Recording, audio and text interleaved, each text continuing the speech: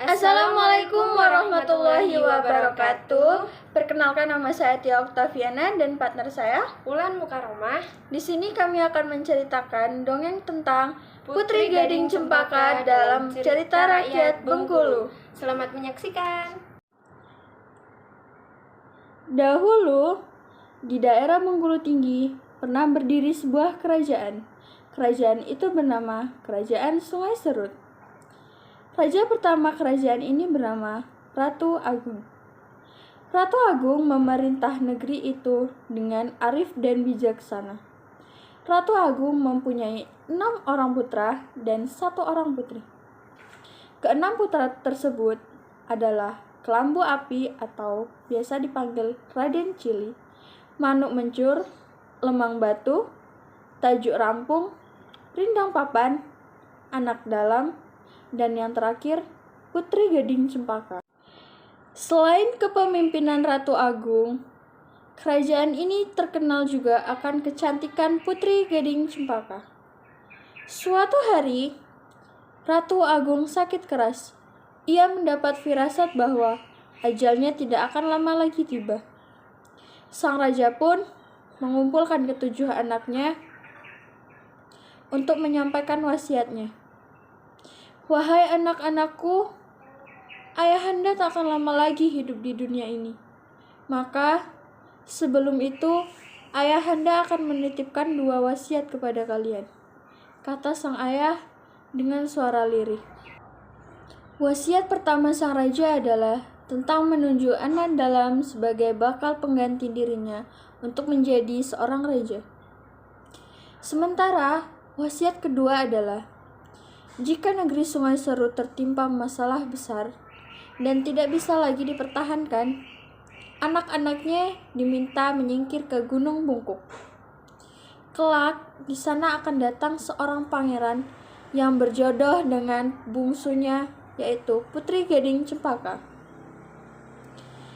Ketika Ratu Agung wafat, wasiat pertama segera dipenuhi oleh anak-anaknya.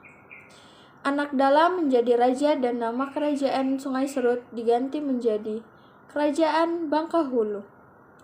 Adik dan kakaknya saling mendukung dan tidak ada rasa iri karena ia yang dipilih almarhum ayahnya sebagai seorang raja.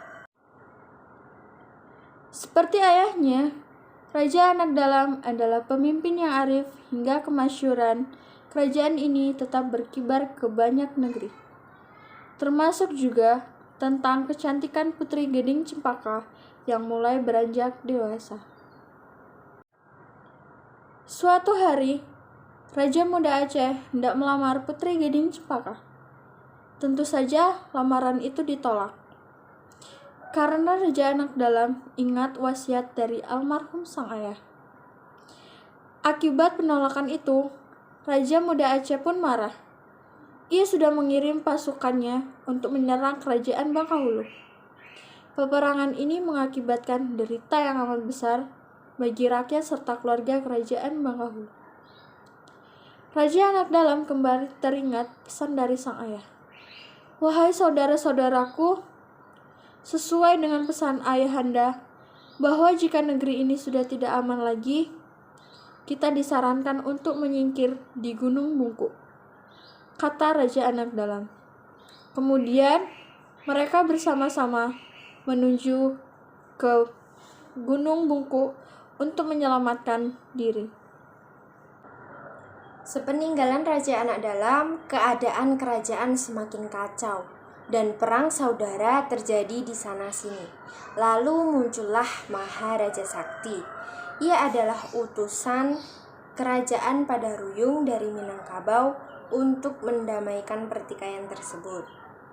Usaha Maharaja Sakti berhasil. Kerajaan Bangkahulu kembali tenang, aman, dan damai. Atas usul banyak orang, maka Maharaja Sakti diminta untuk menjadi raja kerajaan Bangkahulu. Setelah mendapat restu dari Sultan Magaruyung, Maharaja Sakti dinobatkan sebagai Raja Bangkahulu. Upacara penobatan Maharaja Sakti pun dilaksanakan di Balai Rum, Kerajaan Pagaruyung. Setelah upacara penobatan, Maharaja Sakti segera menuju kerajaan Bangkahulu. Rencananya di kerajaan ia akan melakukan pesta upacara penobatan.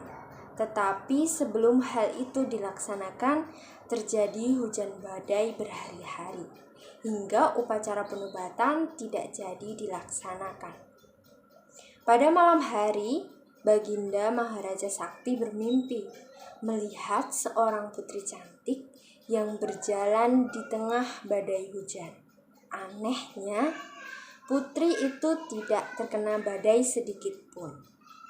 Maharaja Sakti pun bercerita kepada para tetua. Mereka pun berkata, memang ada putri. Ia adalah Putri Gading Cempaka, anak dari raja pertama kerajaan Bangkahulu. Setelah mendengar cerita tentang Putri Gading Cempaka, Baginda Maharaja Sakti berniat hendak melamarnya. Ia pun mengirim utusan untuk melamar sang putri. Raja Anak Dalam yang masih dalam pelarian bersama saudaranya pun menerima pinangan Maharaja Sakti. Hal ini adalah wasiat terakhir dari ayahanda tercinta.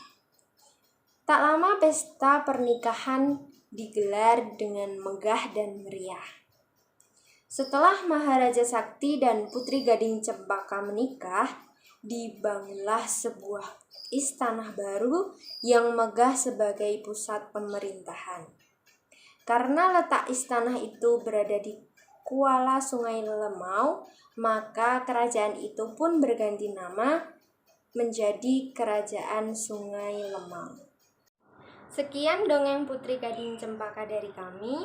Pesan moral yang dapat dilihat adalah seorang anak yang patuh dengan nasihat orang tua pada akhirnya akan mendapat kebahagiaan. Serta sebagai seorang pemimpin, kita harus bisa menjaga, mengayomi, dan berkepemimpinan dengan bijaksana untuk membangun negeri yang aman sejahtera. Terima kasih. Wassalamualaikum warahmatullahi wabarakatuh. Salam. Salam.